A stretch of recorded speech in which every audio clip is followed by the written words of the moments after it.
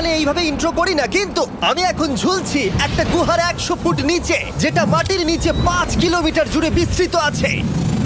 আর আমরা এটা পছন্দ করি বা না করি, যখনই আমি আর আমার বন্ধুরা মাটি টাচ করলাম, আমরা অফিসিয়ালি এখানে আগামী 7টা দিন কাটাতে চলেছি।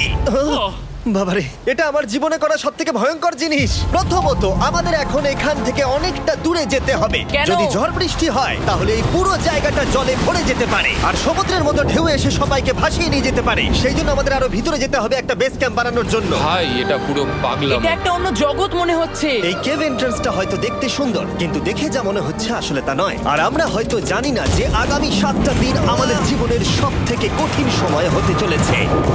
সব থেকে বাজে ডিসিশন। ঠিক আছে, আর কিছুক্ষণের মধ্যেই অন্ধকার হতে চলেছে। ক্যাম্প না করলে আমরা বিপদে পড়বো। আমরা কোথায় যাচ্ছি সেটা কি বলবে? আমাদের ক্যাম্প সেটআপের জন্য একটা ফ্ল্যাট গ্রাউন্ড খুঁজতেই হবে। কেভের ভেতরে ঢোকার পরে আমরা এমন একটা জায়গা খুঁজে পেলাম যেটা অনেকটা উঁচুতে থাকা